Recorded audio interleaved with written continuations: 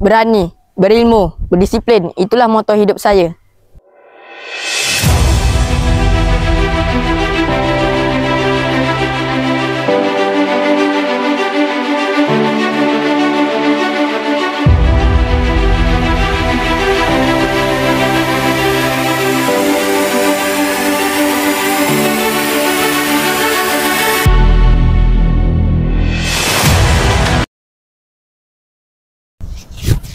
Hai, Assalamualaikum dan salam sejahtera. Saya Muhammad Adam Raikal bin Abdul Hakim, merupakan Ketua Pengawas Pusat Sumber Sekolah Kebangsaan Sungai Loy bagi sesi 2025.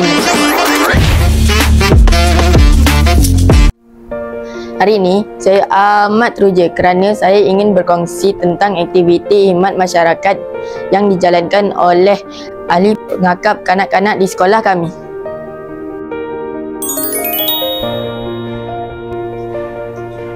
Sebelum itu, saya perlu berpakaian yang sesuai supaya lebih selesa.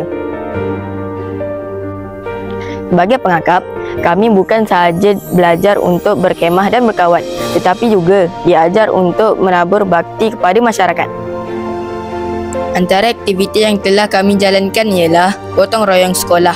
Kami membersihkan kawasan sekitar sekolah seperti taman sains, perpustakaan, bilik pemulihan dan surau.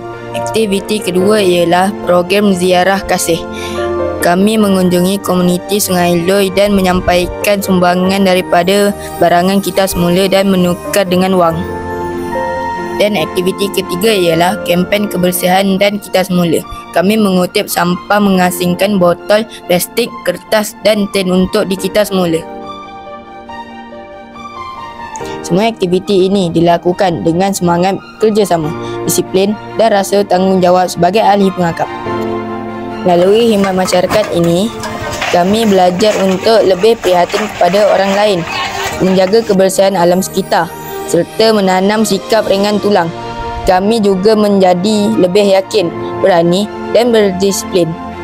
Aktiviti khidmat masyarakat bukan sahaja memberi manfaat kepada komuniti, malah membentuk diri kami menjadi murid yang berakhlak mulia dan bersedia berbakti kepada negara.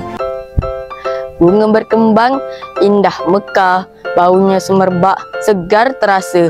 Sayangi alam, khazanah berharga, tugas bersama untuk dijaga. Sekian sahaja daripada saya, Muhammad Adam Raikal bin Abdul Hakim, Ketua Pengawas Pusat Sumber SK Sungai Loy. Assalamualaikum. Bye.